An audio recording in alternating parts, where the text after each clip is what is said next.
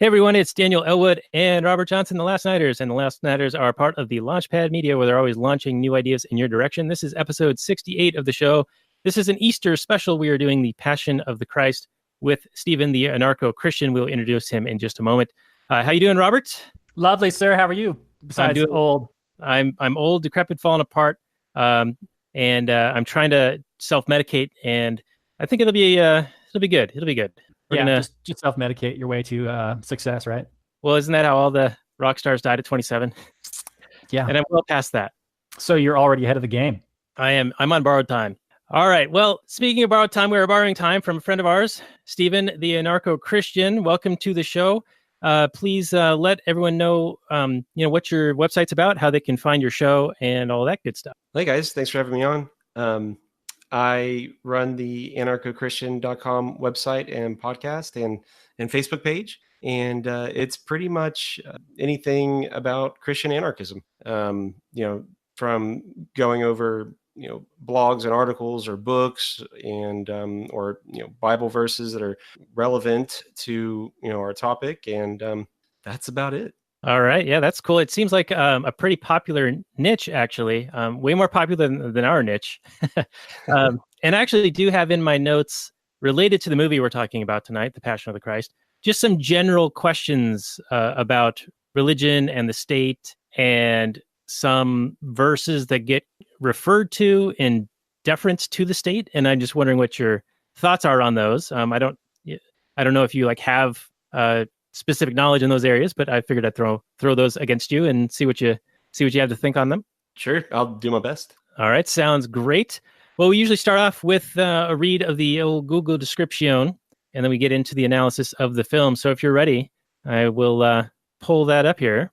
So, The Passion of the Christ, 2004 drama indie film, 2 hours and 7 minutes, directed by Mel Gibson and produced by Mel Gibson and financed by Mel Gibson. Pretty cool story on that, actually, that I want to get into. Wasn't it also co-written by him? It was, I believe, yes. So, 7.2 on the IMDb, 49% Rotten Tomatoes, and 4 out of 4 by Roger Ebert when he was still around, and 93% of Google users like it, so a huge disparity between the normal critics and everyone else. Pretty interesting. The description is this. In this version of Christ's crucifixion, based on the New Testament, Judas expedites the downfall of Jesus, played by Jim Caviezel, by handing him over to the Roman Empire's hand-picked officials. To the horror of his mother, Mary Magdalene. To the horror of his mother, Mary Magdalene, whom... All right. You doing okay? How's it going? How much wine have you had? How this is written is bizarre. Okay. To the horror of his mother and Mary Magdalene, whom he saved from damnation, and his disciples, Jesus is condemned to death.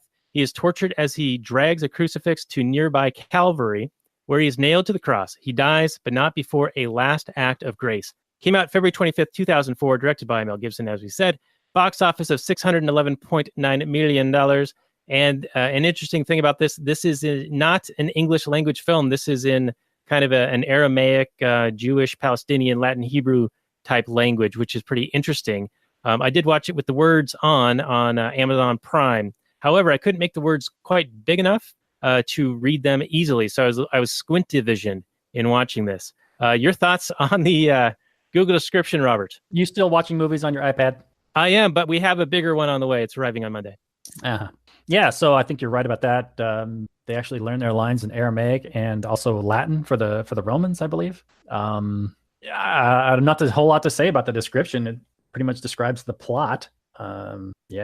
It's just about, it takes place over about like a day or two, and then you get some flashbacks, but for the most part, it's just Christ's execution. Yeah, just a whole bunch of torture, which I remember when this came out, it was very controversial. And I think, I'll have a bunch of questions on this, but let's shift over to Stephen. What are your thoughts on the description so far?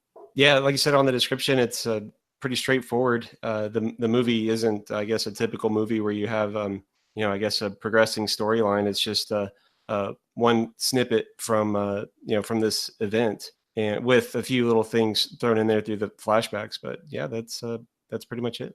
Yeah, and gosh, this is going to open up a whole can of worms and stuff. But now I'll work in my comments as we go through. Daniel, where do you want to take this to start off? Well, we mentioned the Aramaic language that was spoken in the film, and I guess Gibson wanted to do that to have the nuances of the performance shine through, in spite of the language. So it's kind of an interesting thing, because it really forces the actors to act not with their words per se. I mean, they are doing a performance, of course, but they have to use like all their other subtle cues and other abilities to relay the story to the audience. Because when this was in theaters, I don't think there were any subtitles.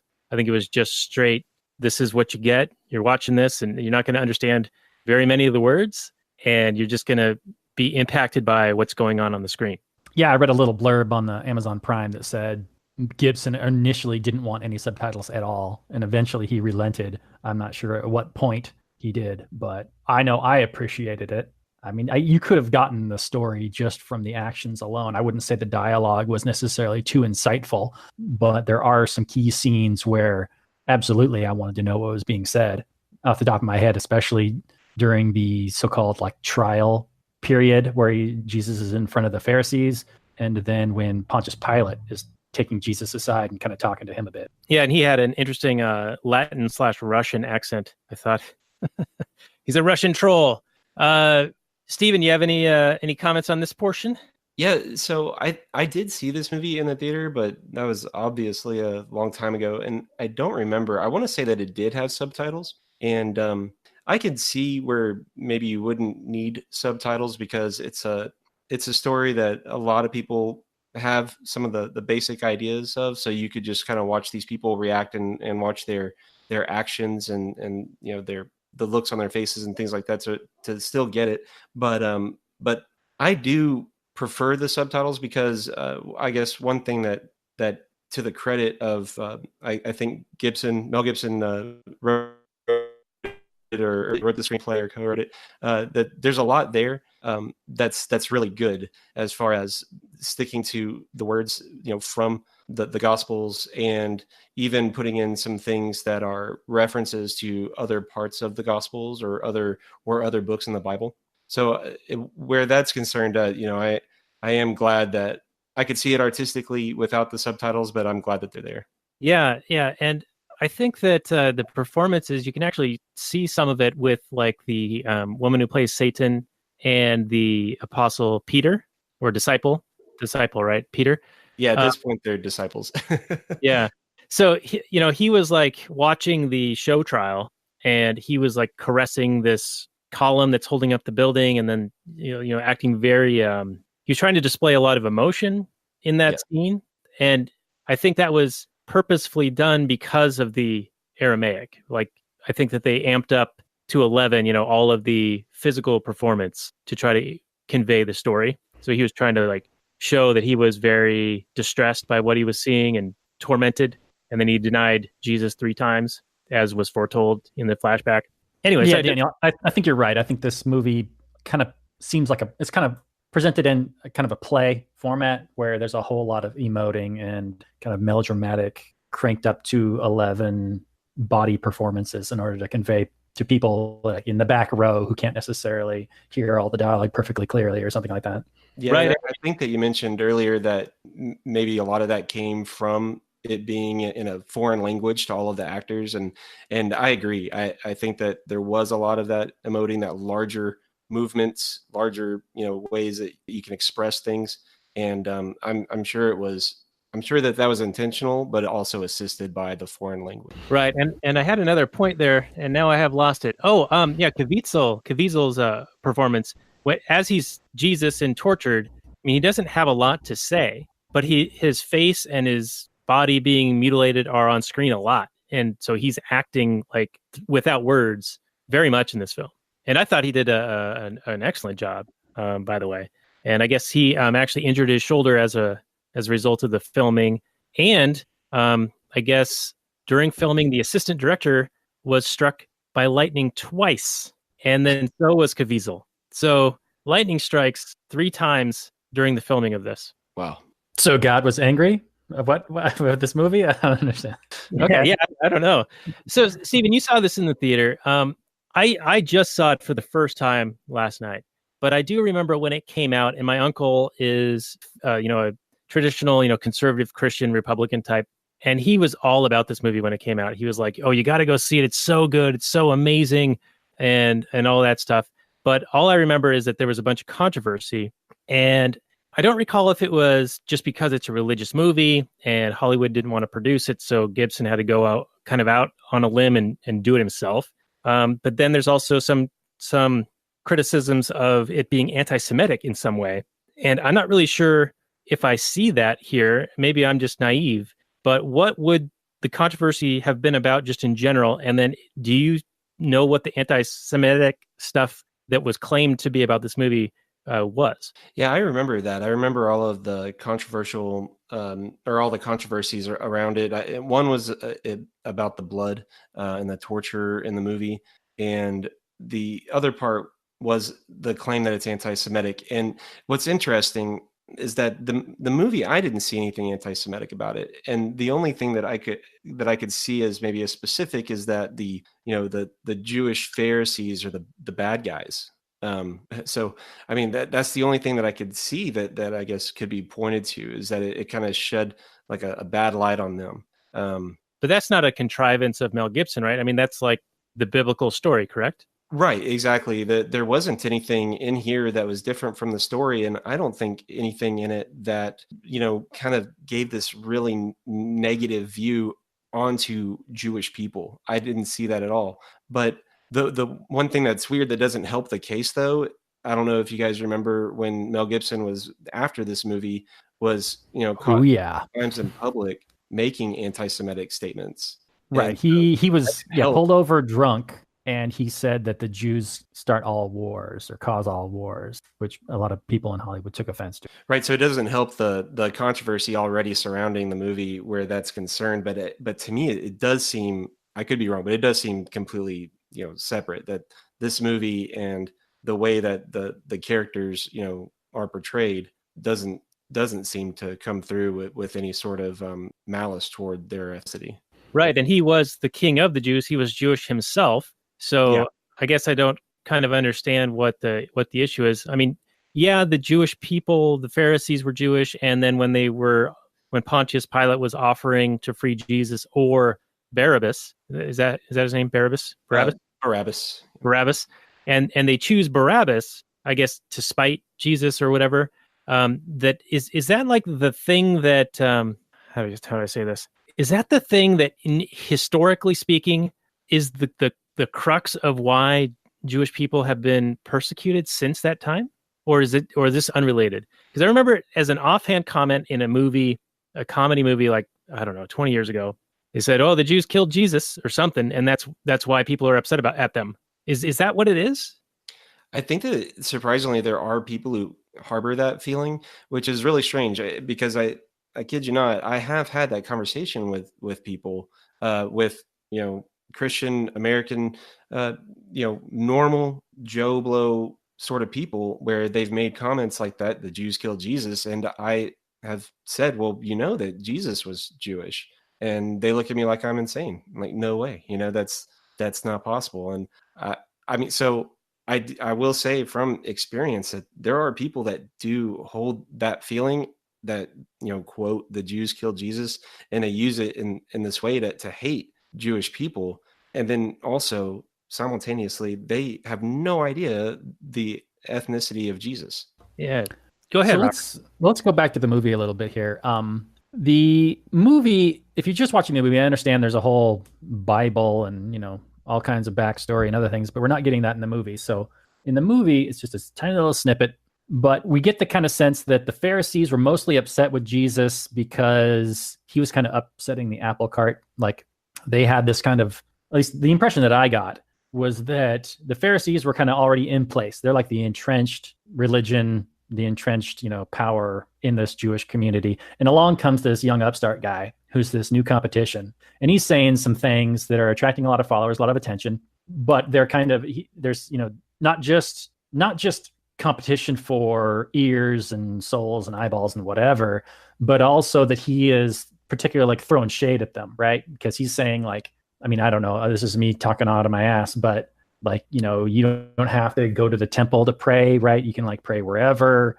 And maybe I'm also saying some other things But in the movie, all you get is, he claims he's the Messiah, and how could he possibly be this Messiah? He's not a king, blah, blah, blah. I'm curious more along the lines of, why were they really upset with it? Why did they really want to kill him? So if you could provide some more kind of a back bit on that, that'd be fantastic. Yeah, and you basically have it. You have it there that there's a couple of different things. One, it's blasphemous to claim that you are God, and Jesus obviously does, and that's a point of tension. And then there are many times in the Gospels where Jesus is calling out these Pharisees for who they are, that they're liars and they're not upholding the true faith and the true religion. So that is something that the movie does kind of lose out on, just focusing on that little part and not seeing the years, I think it's about 3 years of build up, to that point with the Pharisees trying to get him killed. Okay, so they've been after this guy for a while. He's been a thorn in their side for some time then. Yeah. Okay. Yeah, it's about, I think it's 3 years, if I'm not mistaken. Okay, I kind of wish the movie had told me that, but that's okay. I mean, we still get the idea. Yeah, I felt like in watching that, I sort of had the general gist of things just from, the Sunday school stuff in general. And my wife made the comment that it was hard to tell the actors apart because they all kind of looked similar, the long hair and the robes and everything. So it was kind of hard to get the lay of the land and who was who and why they were where they were and doing whatever. Like there's a moment when I think it's John and the two Marys, the mother and Mary Magdalene, are following the procession, and then all of a sudden they get a hair up to go do an end around and try to talk to Jesus for a moment, and it's just so that she can say that she's there. But I don't know, it didn't make a lot of sense why some of the things were happening, and then all of a sudden we would be somewhere else, and I couldn't tell if it was a flashback or if it was in the moment, especially the Judas situation with the little children that were devils. Yeah. I couldn't tell if that was a flashback to when Jesus met Judas, maybe Judas had been this street person who had leprosy or whatever. I don't know the canon or the story, but when they were displaying it in the film, I was like, oh, this must be back when before events, and he was tormented and he saw demons and whatever, and then he met Jesus and then he betrayed Jesus, and I thought that'd be the little arc for that story. But no, that was after he had tried to return the money, the 30 pieces of silver. And then all of a sudden he's just slumped up next to a building and his face is all cut up. And these kids are acting like demons to him. And I didn't understand how we got from point A to B in that one. Yeah, go ahead. I'm sorry. The movie definitely, I think, assumes a lot for the viewer that you're already very familiar with it. And maybe this is not anything new, but it's just the visual part that the story's always lacking or something like that. And then specifically with Judas, that's one of the parts in the movie that I don't care for, because there's a few different analogy or illustrations that are made in the movie and the symbolism that's made, and or artistic license, and that's one of the ones that I don't care for because it's not biblical at all. That's just I guess Mel Gibson trying to show the tortured soul of Judas or something, but I think that it distracted from the movie on the movie level, and then I think that it distracts as well from the actual gospel message that you would get from reading it. If you're reading it after watching the movie and you're like, well, that part wasn't in here, where's that part? Or it just is confusing. So I don't think that was good for a couple of different reasons. Yeah, for me, if you're doing flashbacks, you got to make it obvious that they're flashbacks, unless you're doing one of those clever movies that it's messing with you. But this is neither, right? This isn't trying to mess with us. It's not inceptioning us. Mm-hmm. So I think it would have been better had the flashbacks been more, I guess, on their face, hey, this is a flashback, everyone. And not just, hey, moments later and across town for some reason. and he looks totally different now, by the way. It was just weird. Anyway, Roberts, I'm sure you've got Yes, something. Sir. Well, I've got all kinds of things. It's just a question on what we want to get into. Let's talk about Pontius Pilate a little bit, because he actually brought up the whole my truth thing when he was explaining to his wife why he was kind of in a catch-22 with he's going to have a rebellion no matter what he does with Jesus. And then he mentions that he's been putting down rebellions for 11 years in this wretched outpost. So I thought that was very apropos of, that's what an extension of government force is to quell rebellion and prevent people from living free. Yeah. Right. Yeah, I really liked Pilate in this movie. I thought that the actor did a good job. And as far as the dialogue, it stayed true to the things that were said in the Gospels, but also the things that were added. I think, like you're pointing out, that they're very true to the historical, events that were happening and just the nature of having this military occupation. There's so many different ways we could do this. Okay, I'm going to talk about just movies in general and character. So there's a bunch of different ways you can look at art in movies, and I'm just going to look at this as if it's a normal movie. I understand it's not a normal movie. This is a movie that was made as a retelling of a historical type, story that's already been told. And so it depends on the audience having a lot of kind of in-depth knowledge. It's made for a certain audience, right? It's made for an audience of people that want to go and learn more about, say their faith or reaffirm their faith or something like that, or glorify the origins of their religion. But for me, as an atheist film critic, I'm just going to analyze it from a movie point of view. And that may be unfair, so you can just discount everything we got to say. It's fine. I really don't mind it. But for me, Pontius Pilate is the best character in this movie by far. Pontius Pilate, actually, you reveal a little bit of his humanity. His humanity shows up in this film. He's the only character with any kind of conflict, any kind of internal conflict, and his decisions affect the plot of the movie. No other character in this film does anything. Jesus, for being the central character, pretty much just stands there or gets beat up the entire movie. Mary Magdalene, let's see here, Judas actually does something, but we don't get any kind of insight to his character. But Pontius Pilate, you can tell he's torn. He's obviously some government bureaucrat guy, but he doesn't want to murder this guy who hasn't done nothing. It's clearly just like this religious competition beef going on. And he's like, come on, I'm going to do anything I can. He even offers up Barabbas to be like, oh, come on, you're not really going to pick Barabbas over this guy. This guy didn't do nothing. You're going to take him? But they hate him so much. And he's like, fine.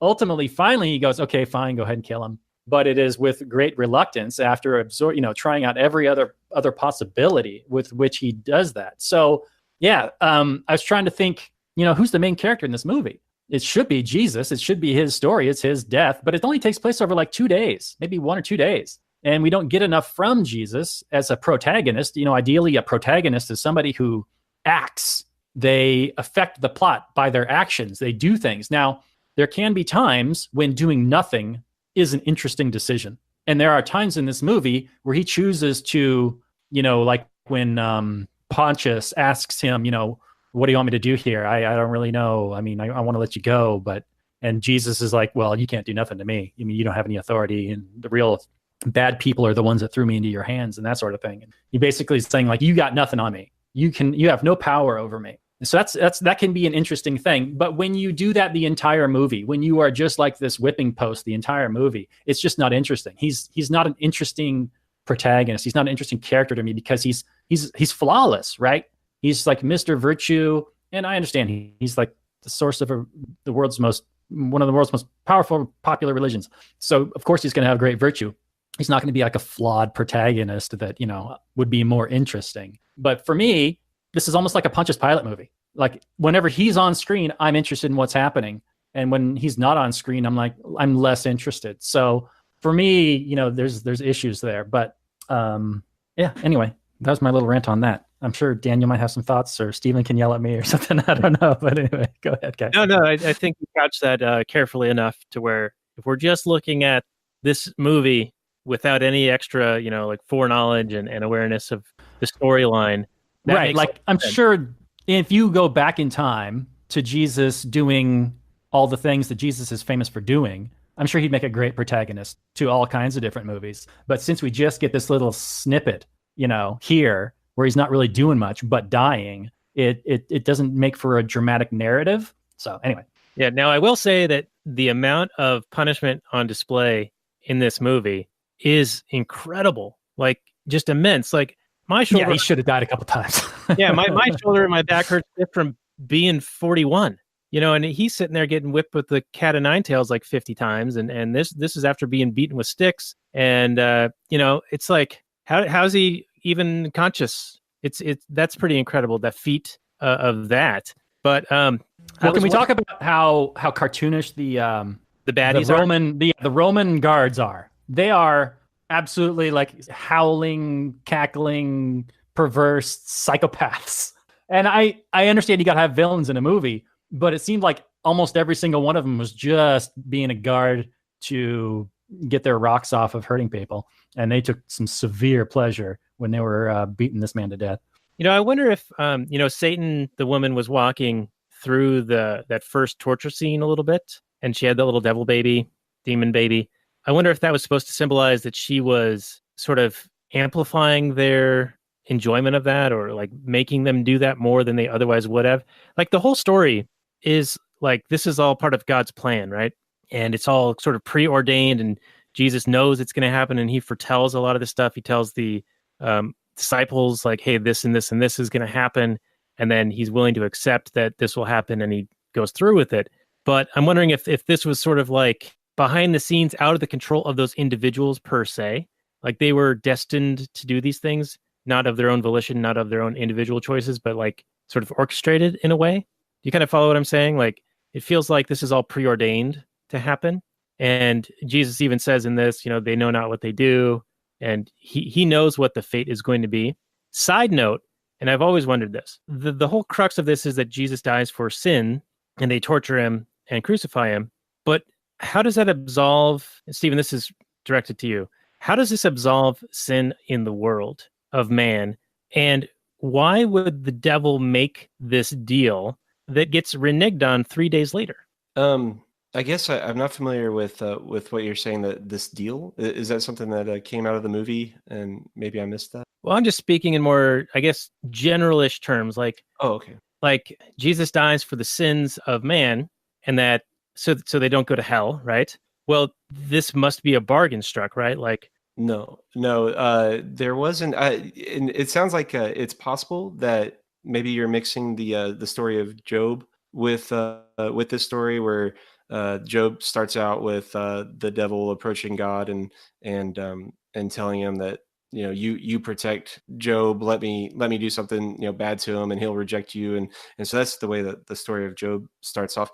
There wasn't anything like that, I guess, in the Bible dealing with Jesus or anything like that, where there was some sort of deal struck between God or Jesus and the devil.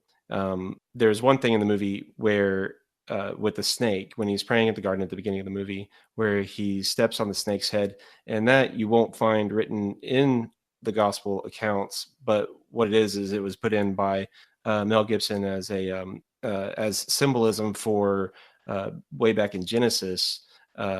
God lets Satan know that there will be a Messiah that will crush his head, crush the head of the serpent. So we have that as kind of a symbolism in that part of the movie. But getting back to the original question, there isn't at all a part where the God, and or Jesus and the devil. Okay, you broke up just a little bit there. Yeah, like right at a key point. I didn't quite understand that last sentence you did there. There's not a deal made by God or made by Jesus with the devil. That's not something that happens in the Bible at all. That could be something that is confused with the story of Job a little bit, but with Jesus, there's not a deal struck that the devil's lost 3 days later or anything like that. Okay, all right. Yeah, I've got to say that's a new one on me too, Dan. I've never heard that, some kind of deal with the devil. There's the whole devil tempting Christ out in the desert, right? But other than that, I don't know. Right, and that's that's something else that maybe would, Robert, I think you're mentioning, for a bigger movie with more development and stuff like that. That might be a good thing. That it might have been good if we had something like that. But otherwise, I really didn't care for any of the symbolism with the devil character in the movie. I really didn't care for it at all. I thought it was kind of distracting, and it didn't hold a lot of significance to the actual story. Yeah, and there's not a whole lot of payoff with the devil's involvement. No, you just get that really terrible like scene at the end where the devil's on her knees, screaming, and I don't know. I didn't care for it. And then there's the point where the devil's like holding that creepy old baby. What was that about? Yeah, that is completely 100% Mel Gibson on that one. That's not in the story. That's not in the Gospels. That's not, something. Is it symbolism for something, or? It's his symbolism. I guess that's the point I'm trying to make. It's not actually symbolism from the Bible or, some sort of prophecy or anything like that from the Bible. It's 100% Mel Gibson's symbolism. Okay. I mean, it's interesting that you say that, just because I remember when this movie came out and Gibson was like promoting the movie, and he was saying that this movie is like, 100 literal translation from scripture. Like, they didn't add anything. This is exactly what happened. And that can't possibly be true, because I'm sure all this dialogue isn't in the Bible, and, they're taking some artistic license. They've got to, I'm sure, but yeah, that's not true. There was quite a bit of license there.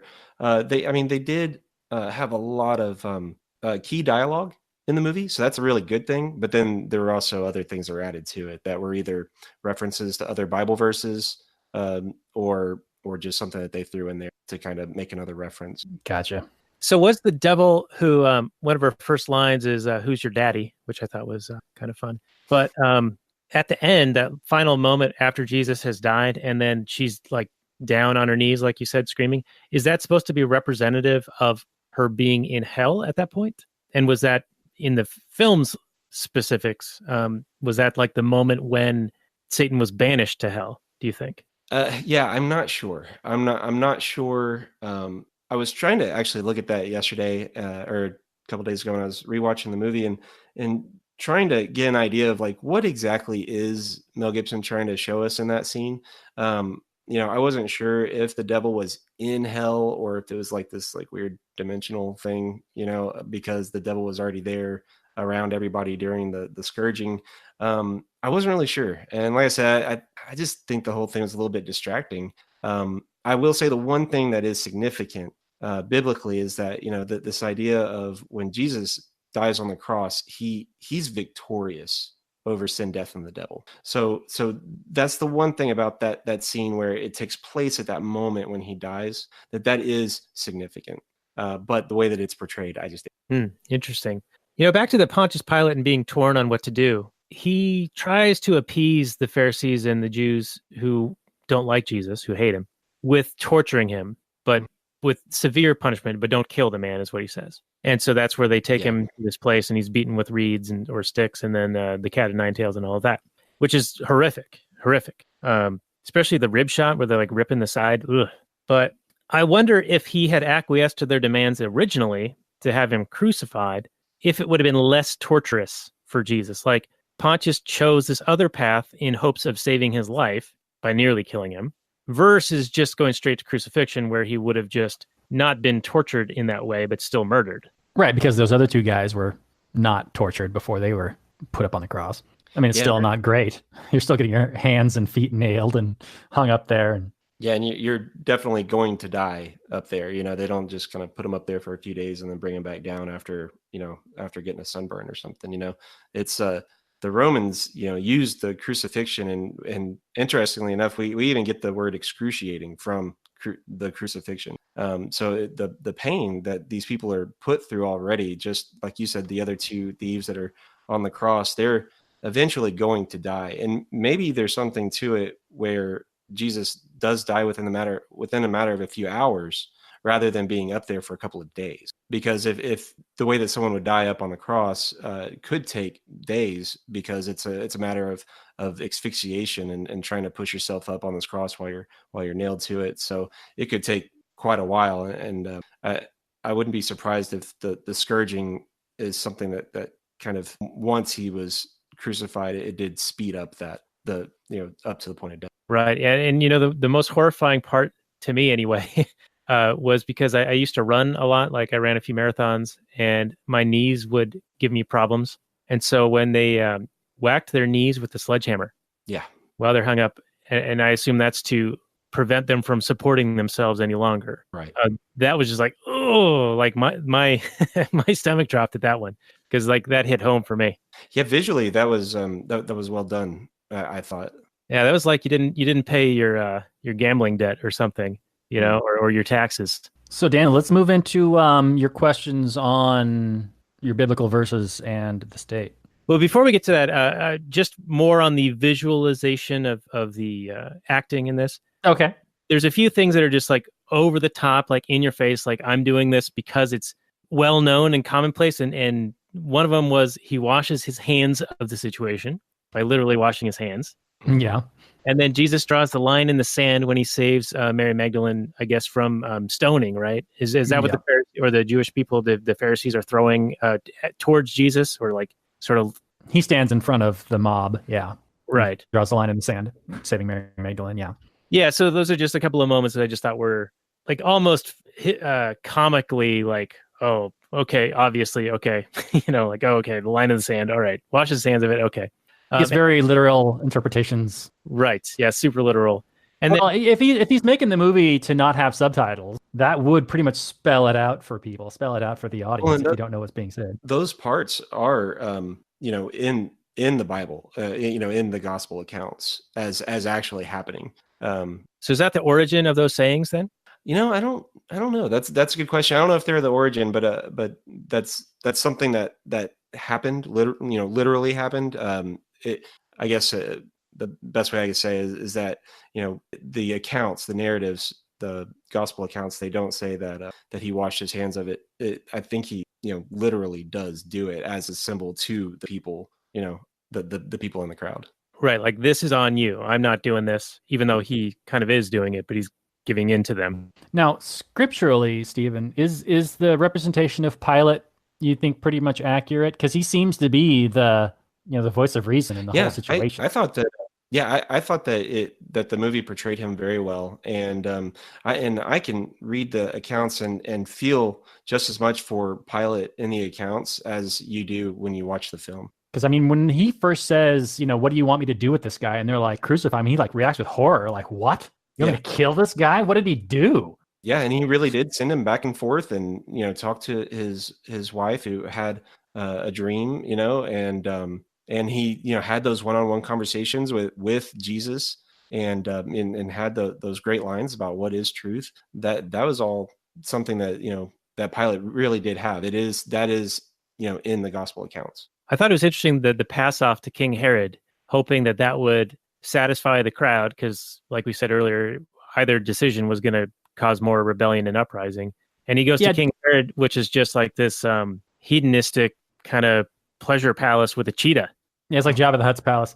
Do you know what were the what was the power dynamics in this situation? I mean, Herod was the king of this area, but then the Romans ruled it jointly, or what was the situation there? I thought it was a weird thing to be able to just be like, well, let's see if Herod can handle this. Yeah, go over there in that line. Bureaucracy, right?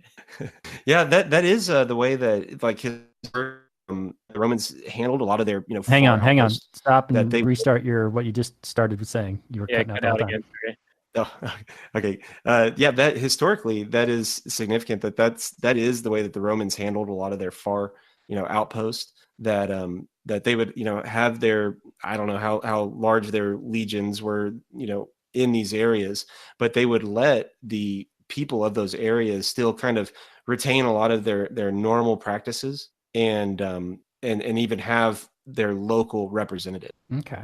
Yeah, you kind of seem that way, like. Mm-hmm. Like Pilate's probably where the buck stops, but he's like, well, but there's these other groups that have power too, and I'm going to try and work within all this, not just be lording over all the power all the time. Well, and we know that that if you are seeking to dominate these areas for their resources and for their tax revenue, that sometimes it's better to kind of have your people just happy enough to keep on maintaining their normal lifestyle rather than just throwing them all into a camp. Yeah, right. Have the guy that's robbing them look like them. That makes way better. Yeah, and better to milk the cows than to slaughter them. Right. Sure. Yeah, interesting. Okay. I had another question, but I can do it, Daniel. Come on, do it. Ask your question. Well, I got another one for you too. While you're thinking about that I think was interesting. Around the scene with Pilate and you've already mentioned it, but it's Barabbas, and he's an interesting person because, and a lot of the state stuff ties into this guy as well, because the Bible actually refers to him as kind of this this patriot sort of guy. And Pilate references these uprisings before, and that's what Barabbas was in prison for. He wasn't just a thief or anything like that, but he was a murderer, and he had participated and led some of these uprisings. So that's why Rome doesn't have any problem with killing that guy. Oh, okay, yeah. In the film, they just say, "Oh, he's this scurvy murderer, rapist guy." Pretty much. He's the worst guy we can think of, and that's why we're going to offer him and Jesus, and obviously you'll pick Jesus until they don't. Yeah, I wish they would have gotten a little bit more into him, but they might not have been able to do that without having some sort of extra narrative worked into it to kind of give a little bit more description about him. All right. So if we could get a little bit political, Jesus is a figure who has been used for political purposes probably for the past 2,000 years, probably. But people on the both left and right and everybody else like to use, the Jesus for their own, backing up their own arguments and whatnot. So a lot of people debate whether or not Jesus was a socialist. And there is a quote in this movie where he says, love one another, love your neighbor and that sort of thing. And I think that the socialists take that to mean, well, that means we just got to share all our stuff. And that's all socialism is anyway. So by force. Right. No, they don't talk about the force part so much. So that's my point, is that, if I was going to interpret that, I would say love is not pointing a gun at your neighbor to fund the things you want. But Stephen, I want to hear your take on whether or not Jesus was a socialist. Yeah, he was not a socialist, just for the easy. And there's a lot of people that do, I've read the arguments on that he's a socialist because of, loving your neighbor. And there's a few other things where Marx and Lenin, I believe, quoted Jesus, for these things about, they escape me right now, the particular verses that they did use. So yeah, it's a common thing. And, but you're absolutely right. We know that socialism is always, no matter how it's explained, but it always comes down to, the gun pointed at somebody to take care of the masses. So no, Jesus was not a socialist. He did not give us, some sort of, social economic plan to follow that would be socialist or communist or anything like that. It is a mistake that a lot of people. Yeah, it's quite disgusting.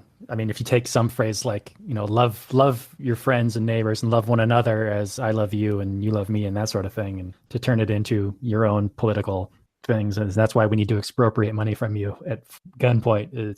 It's gross. Yeah, and then but Daniel, did you? Another thing that they go after is Jesus throwing somebody out of the temple, right? Because they're charging temple taxes or something like that. But it's the tax collectors that they're throwing out. Is that correct? No, it's actually not tax collectors in that story. So the temple was where you would go to make your sacrifices and pray. And these people had set up, they called them money changers, and they would set up these tables, and they were profiting off of the people that would come in and not have a good, I think for the most part, a good sacrifice to present into the temple. And I know that there's been a lot written on some of the specifics that they were handling that was particularly atrocious. But when Jesus goes in there and he tells them to leave, and he says, "This is my Father's house," and he has them leave, it's because that they were taking advantage of people in this spiritual sense. So it's not just about profit, which is where you're going to find the socialists are going to end up on this side of the story, that it was just guys that were making a profit in the temple. And that's not the case. They were disgracing, his Father's temple. And that is why they were removed. Okay. So they were cheating. They weren't just like, because when you first described it, it sounded like, oh, they're just providing something that people want. Yeah, right. They were doing it, in a bad sort of way. They were. I'm trying to think of the best way to say it, but yeah, they were cheating the people that were there, and just it makes a mockery of the temple and what it was. Okay, interesting. The Marx thing. I'm not surprised that he would mix in some verses in, because he was trying to abolish religion, wasn't he? Was it not Marx that called religion the opiate of the masses? Yeah, I believe you're right. Yeah, and then one of the planks of the manifesto was to abolish religion, which almost sounds fascistic and Hitlerian or Mussolinian, like nothing above the state, nothing but the Yeah. state. Yeah, that was the what Stalin did, right? He abolished the church out of Soviet Union, and so the national religion apparently was like atheism is what they called it, I suppose. Mhm. But then that gets thrown at atheists' feet as if atheists are all a bunch of psychopathic murdering communists. That's not the case of that either. Oh, it might have been Lenin who abolished it. Anyway, Oh, you moving mean on. religion? I mean, yes, he didn't abolish the state. What am I talking No, about? no, he amped it up, Cranked it up to 11. cranked up the state to 11. Well, while we're on the subject of just generalities here, Stephen, what do you think is the state of the church in the United States at present? From my reading of things, it looks as if there's a lot more conflation and propagation within the government and military worship that's been brought into religion in some ways. So a lot of statism kind of sticks into even sermons that I hear about. Not that I don't go to church, but there are people like in the Tom Woods group that I interact with, and they talk about when they go to church, they're like, oh, the preacher said this, and it's like this super status thing, or even like Pope Francis and his advocacy for socialistic type stuff. What's your read on things? Because I thought that religion was more of a split from statism in a way in the past, anyway. Yeah, I think that it's the current state of the church is very much, way too closely connected to the state, and I don't just mean that as this organizational sort of thing, but even just down to the end of that is putting all of their faith in the state and in a voting republic system, and they really have intermingled their faith with God with their faith in the state, and it's my observation, in my opinion, that the state is really the one winning out with that person's faith. And it's very unfortunate. You have your people that are socialist and and using Jesus as the symbol for socialism. I would say that I think in the United States it's mainly on the other side of it, where Jesus is this symbol for this rising nation, and we've had presidents refer to use biblical terms to refer to the nation. And it was prominent back in the Civil War, and it was prominent in the Cold War, and it's prominent now, where you see so many people referring to Donald Trump as as some sort of David figure or Cyrus figure, and picking out these heroes in the Bible to relate him to. It's like I said, it's just faith has been co-opted by too many Christians, and their faith, they may use words like Jesus and Bible and God, but so much of it is actually directed toward the state. Yeah, and it seems like a lot of times they'll justify things with phrases or verses that are like "render unto Caesar what is Caesar's," or they'll refer to Romans 13. But I think layman's terms here, I think that they're misinterpreting those because they were kind of the opposite of what they use them for today in their justifications. Can you explain what those two things mean, and if there's any others that you can think of that have this similar kind of situation? Yeah, those are definitely the most prominent objections that people will have, toward Christian anarchism. And yes, these words were said and written down. I want to say close to 400 years before the Christian church started to mix with the state, and that was with you'll hear Emperor Constantine used a lot for that, where he made it illegal to persecute Christians, where after this time of Jesus and up until Constantine, Christians were under a horrible persecution, where they were murdered in the Colosseum for sport and in the most horrific way. And so there's this interesting dynamic with Constantine, where he ended that, and the Caesars to kind of follow their emperors to follow him.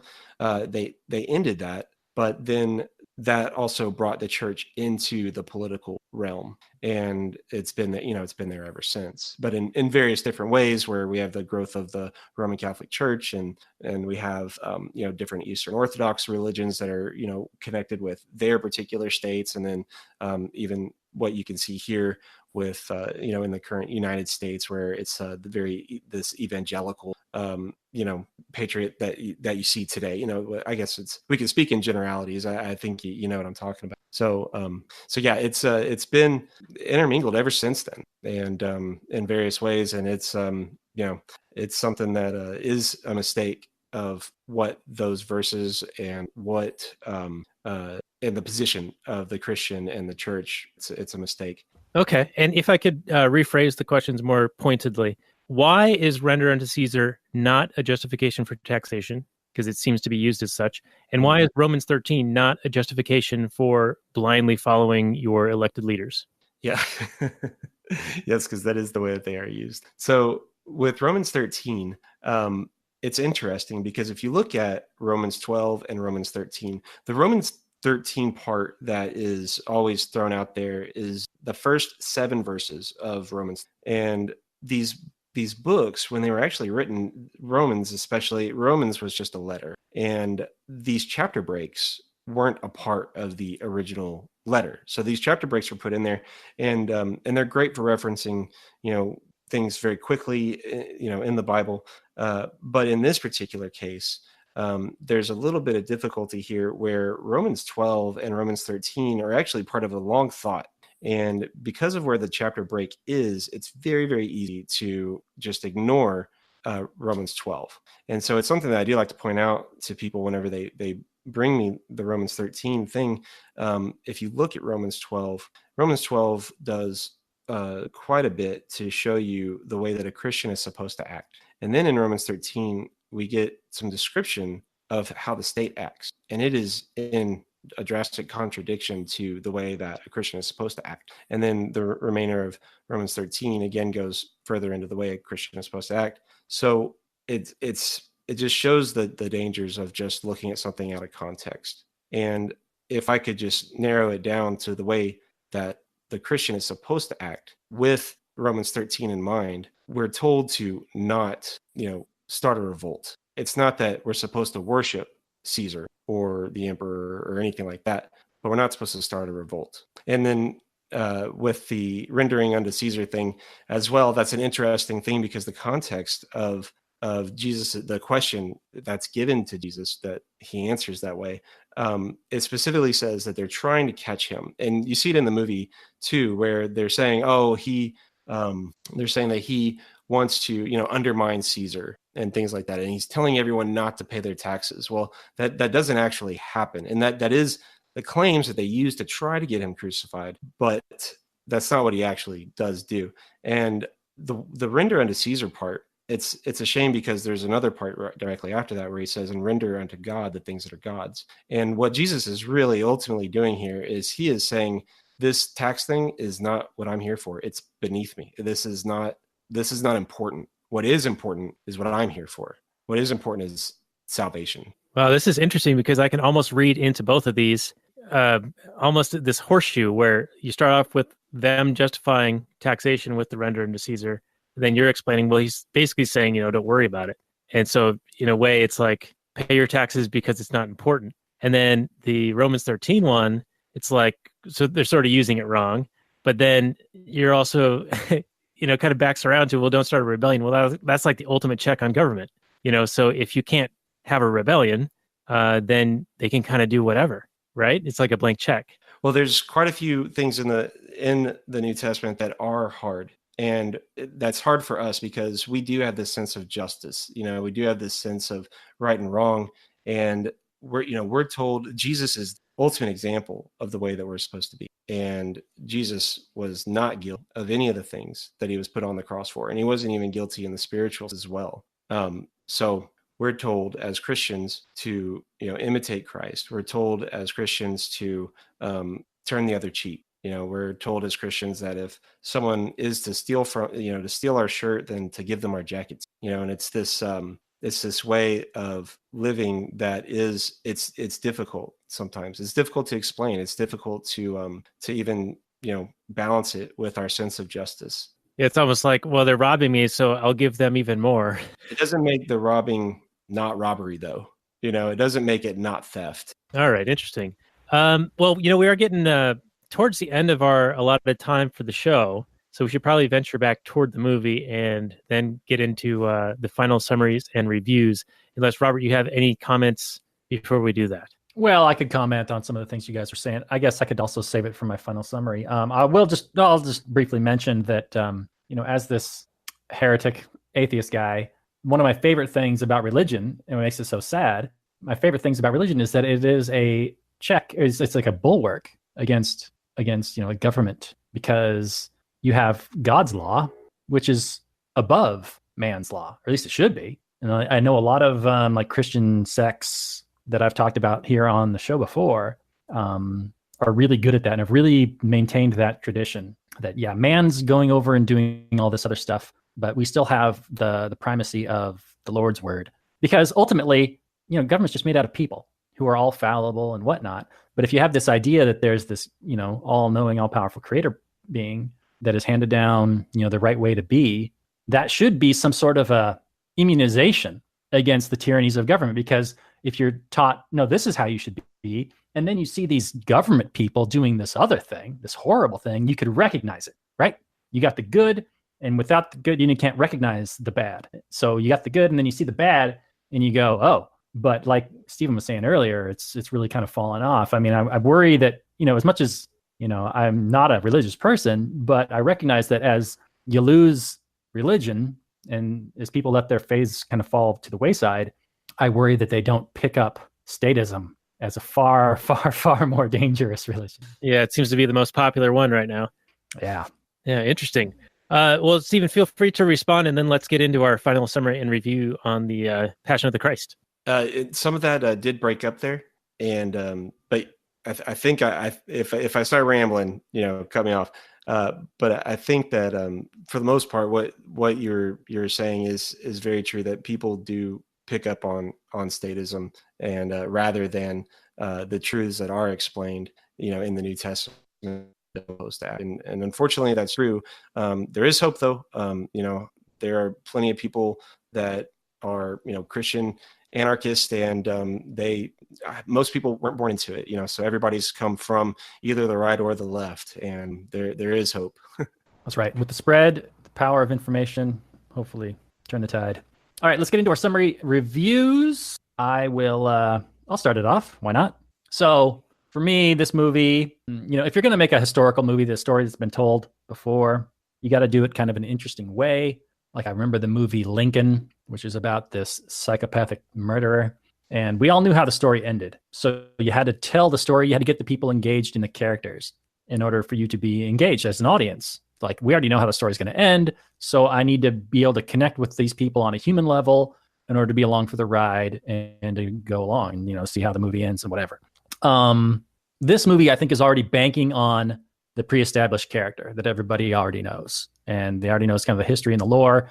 And so you go into this movie already knowing a whole lot about the characters involved, because this movie doesn't really give you anything. So for me, kind of as an outsider, even though I was raised in a Christian part of the world, and I grew up, going to church, and so I know a bit about it, but strictly speaking, from a film critic's viewpoint, this movie just has no narrative weight. There's no protagonist that does anything. There's very little that actually happens. He gets kidnapped, there's a show trial, and then he's executed, and that's it. So for me, this movie wasn't that great. I will say that, I generally like Mel Gibson's stuff. I think he's a perfectly competent filmmaker. He's not perfect by any means, but I do enjoy his work for the most part. I was kind of surprised that this movie, I don't know if it would do so well today. I don't know. That's an interesting idea. If it was released today, how well would it do? But at the time, it was like the number one R-rated movie, or the biggest money-making R-rated movie for a long time. So it's doing something right. I mean, I assume it was, cashing in on name recognition and all the controversy surrounding it. And because there's been all kinds of Bible stories that have been done that have done fairly well. I mean, Charlton Heston in the Ten Commandments, I don't know how well it was, but I'm sure it's kind of a cinematic classic in a way. But anyway, I'm babbling. So let me just clear it up here. I wouldn't say this was a great movie. I appreciate, though, the spirit with which it was made and the idea that you're going to make something different, but I don't think it's like a standalone movie. You can't just watch this movie without knowing any of the backstory. You can't be like an alien coming down and watching this movie and going, oh, that was good. Because you're not getting anything. There's no character development. There's no arc. Nobody has any kind of learns anything, changes in any way. So none of that traditional kind of storytelling for this little slice of life, which would make sense. I mean, it'd be weird if it was, 12 hours and you fundamentally change yourself as a character. Whatever. It happens, but it's weird. Anyway, I'm going to give this a mediocre, just like a 5. It's not great, but it's not like terrible either. So I'm going to stop talking. Somebody else take over. Sorry, everybody. All right, Steven. So feel free to give your summary and a score out of 10. You can go decimal point deep if you'd like.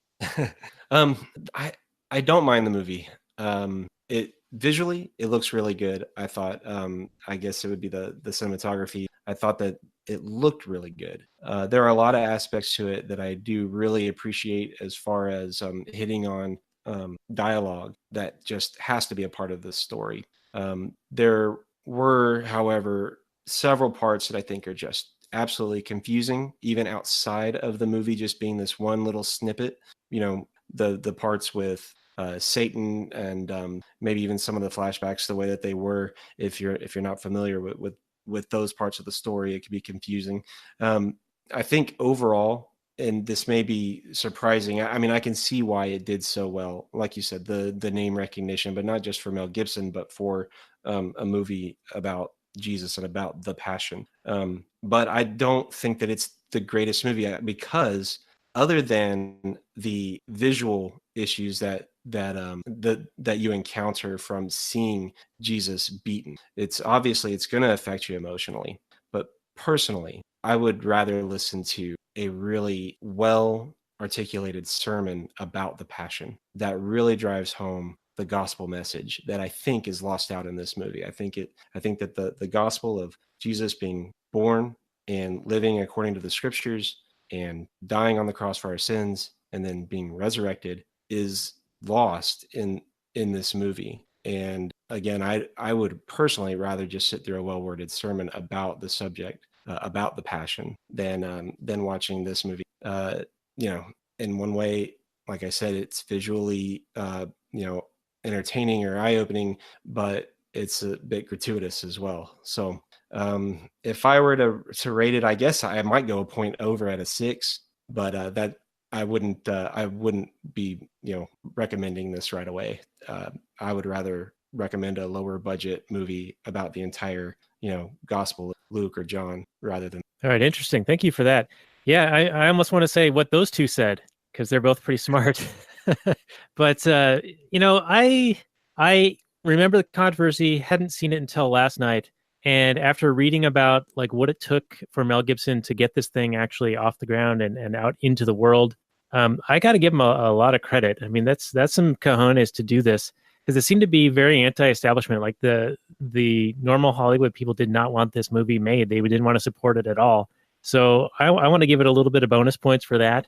Also, I think that, as you guys were saying, if you just watch the movie and you don't know anything about what's going on, it's not going to make a whole lot of sense. And even if you do know what's going on, it's not going to make a whole lot of sense in some of the parts. But I think in the context of, this is a story that, I don't know, a few billion people are familiar with. I don't know how many Christians there are in the world, but it's one of the major religions.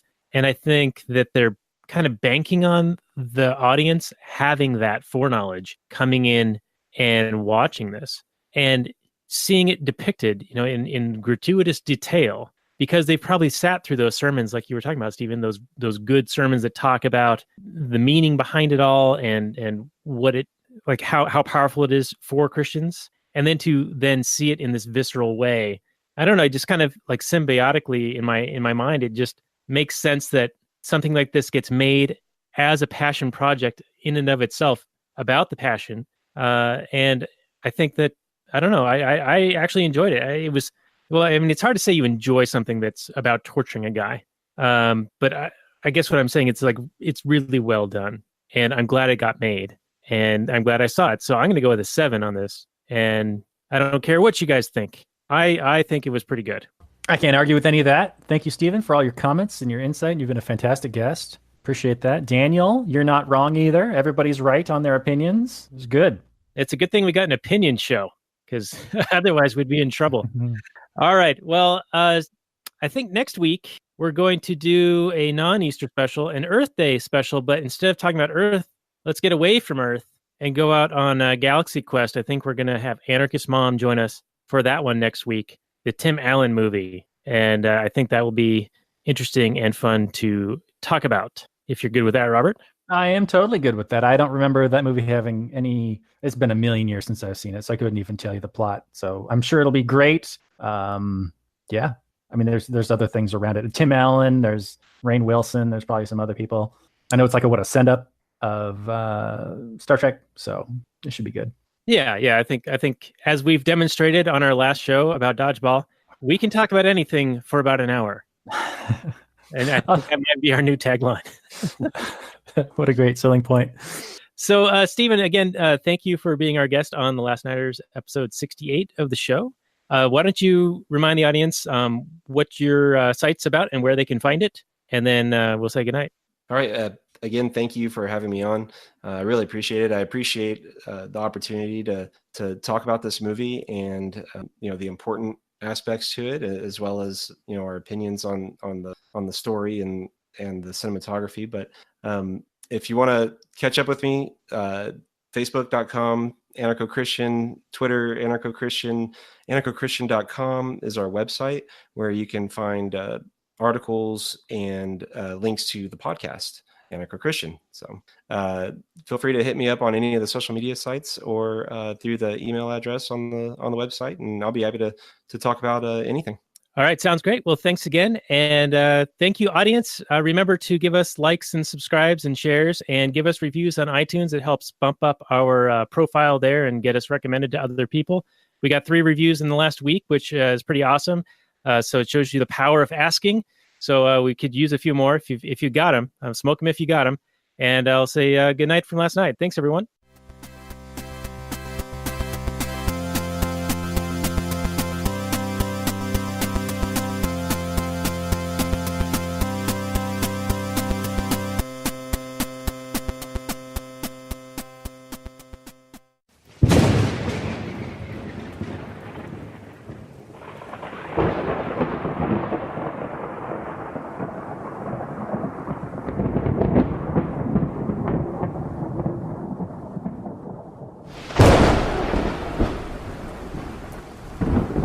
In the early days of the internet, radical libertarians were scattered, lonely, and faceless. Without direction, they resigned to scour the web, sifting through content providers in a wasteland plagued by YouTube demonetization, Facebook jail, and covert internet censorship.